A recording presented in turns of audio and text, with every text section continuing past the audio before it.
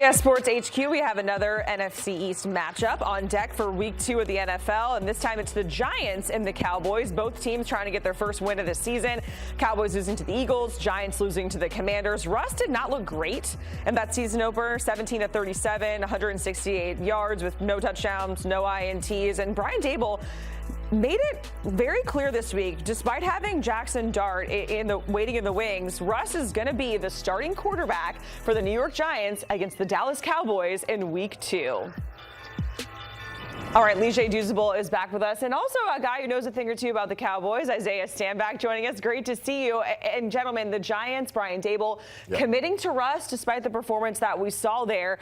Does this surprise you, Lige, that they were like, hey, we're gonna stick with Russ week 2 against, for them, a difficult opponent probably in the Dallas Cowboys? No, it doesn't surprise me. Now, the thing is, Brian Daboll needs to be careful, because Isaiah can speak to this. As players in the locker room, we feel like if there's a guy that's currently starting at quarterback that he doesn't give us the best chance, you could lose the locker room, right? So you have to be cognizant of that if you're Brian Daboll. And I'm sure he has a post on the locker room. Jackson Dart looked magnificent throughout preseason and really grew as a passer. I think one of my biggest concerns when he came out was when he came from that Lane Kiffin offense, it was half-field reads. Well, now he's going through full progressions, and he looked like a quarterback that didn't look out of place throughout preseason. So there's a lot of excitement about him. You also saw your number one receiver, Malik Neighbors, get clearly upset on the sideline with Brian Daboll because the offense wasn't clicking like it needed to click. So if you're Brian Daboll, I'm not surprised that you didn't want to rush Jackson Dart out there yet. A lot of people said maybe a soft landing spot is week 5 versus the New Orleans Saints. But you need to be cognizant of your locker room, because if they feel like the guy that currently is under center, Russell Wilson, cannot give them the best chance to win games, and you continue to put him out there, you can lose the locker room. Now, Leg, I know you guys want to hit at the low-hanging fruit in terms of Russell Wilson, and everybody wants to see the young protege, Jackson Dart, go out there and do his thing. But I promise you, if you put him out there, you are setting him up for failure. You're not setting him up for success. Reason being that Russell Wilson dropped back 37 times, right? Trying to throw the rock 37 times. He was under duress 65% of the time. He had somebody sitting in his lap. I don't care who you are outside of Lamar Jackson, you cannot have any success with that type of pressure. The problem for the New York Giants right now is their scheme, and the problem for the New York Giants is inability to run the ball, and the problem for the New York Giants right now is their ability to protect the quarterback regardless of who it is. So, Isaiah, I know you said, hey, if we put Jackson Dart out there, you're kind of setting him up for failure at this point, and the schedule doesn't get any easier for the Cowboys, for the Giants all season long. It's the Chiefs, then it's the Chargers on Sunday Night Football with the Chiefs, by the way, then maybe the Saints, but then it's like, hey, you get the Eagles on Thursday night after that. And then the Broncos. Yeah, it doesn't get better. It's the hardest strength of schedule in the NFL. So, Isaiah, do you think they should make the move to Jackson Dart at any point in the season this year? I mean, I'm sure there will be a point in time where you will make a move to Jackson Dart because he is your future, and you understand that Russell Wilson is your right now kind of plug and play. But the reality is, as I mentioned, he was under duress 65% of the time. If you take out the 8 rushes that Russell Wilson had for 44 yards, then they only had 15 rushing attempts for 30 yards collectively out of their 3 running backs that played.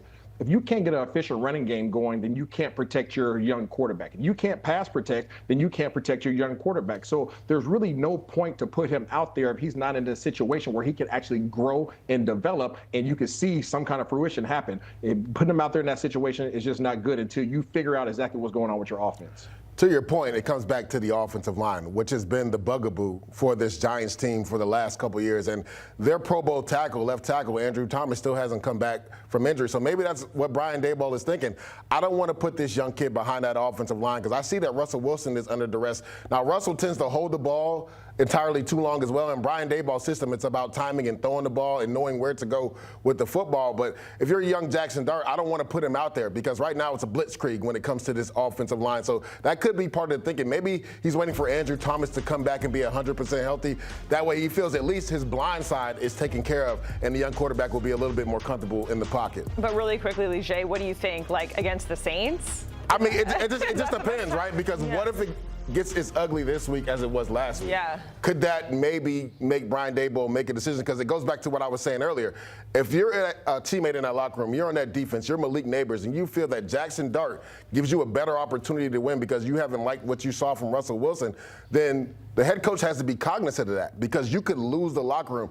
And the worst thing to do is lose a locker room only in like week 2 or 3 of the season because you still have 15, 16 games left. Yeah, a whole lot of football left to be played. If we look at the Cowboys, Dak Prescott, he has a lot of streaks going against certain teams, and I think maybe one of the longest ones is against the Giants, a 13-game win streak. The last time that the Giants beat the Cowboys, we have to go all the way back to 2016, and all of these things were cracking me up, but Malik Neighbors was 13 years old the last time that the Giants beat the Cowboys, which is absolutely insane.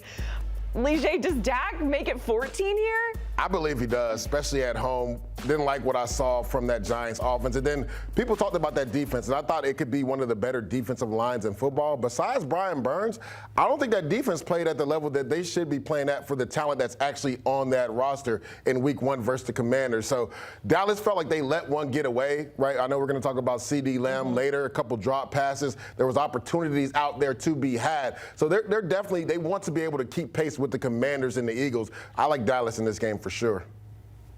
Yeah, I like Dallas as well. I mean, you think about what you saw on film for the New York Giants. There wasn't much defensively that was really stopping the assault from the Washington Commanders. I mean, these guys pretty much had their way 233 yards in the air. These guys had over 200 yards on the ground. There was nothing that was stopping their offense. And you talk about the D-line. You know, these guys have Abdul Carter. They have Thibodeau. They have, Sexy Dexy and Dexter Lawrence up front. They have all Brian Burns, all the guys that you can imagine.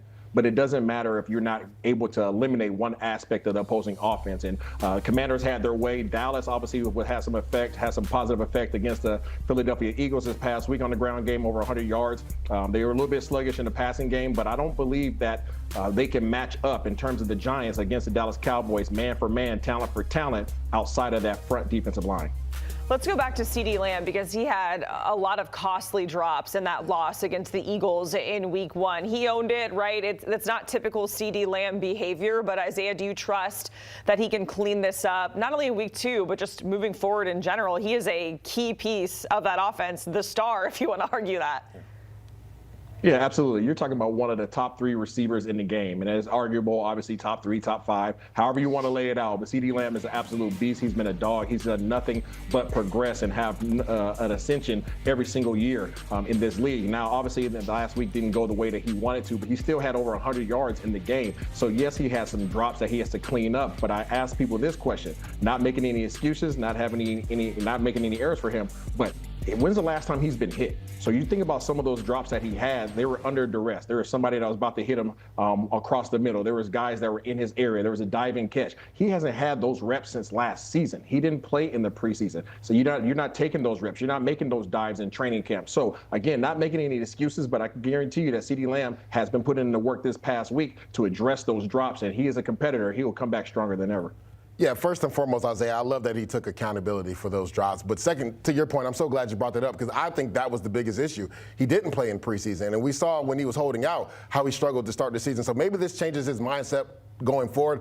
I love that on that Friday he was out there by himself on the jug machine trying to catch passes. He'll bounce back from this. Yeah, it's always a conversation, right? Like preseason, do they play? Do they not? It's always changing. Lige, Isaiah, we certainly appreciate it here. Covering the storylines that we have to talk about with the Giants and the Cowboys. So now we're going to get to the betting angle because Cowboys, they are 5.5-point favorites. The total sitting at 44 and a hook. So let's bring in Claudia Bellafato. Claudia, great to see you. Where are you finding value? How do we bet on this game? Well, I like listening to you guys and you validate my feelings on the under because where are the points going to come from, guys? We just talked about so many of these struggles. We saw the Cowboys lay an egg in the second half against the Eagles in week 1.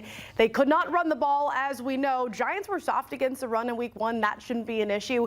And then the passing game. I don't see how they find any consistency here. We saw Dak have the 7th highest pressure rate in week 1. How's he going to fare against this defensive front coming off a 3-sack game with the Giants? I talked about the run game on that side. Giants, they can't run the ball either. And their head coach doesn't have any faith in their quarterback. Does that give you faith in their quarterback? It doesn't to me. They couldn't convert on 3rd down. They just went 4 of 16. I don't see where the points come from in this game. I got to go under, guys. All right, Claudia, targeting the under for this Giants-Cowboys matchup. We appreciate it. That's Sunday, 1 p.m. Eastern, by the way. And make sure you check out The Early Edge, a daily Sportsline betting podcast for more winning picks. You can download, follow, listen wherever you find your favorite pods, or you can scan that QR code and watch right now. There we go, Lige. I can say a sentence. We'll be right back.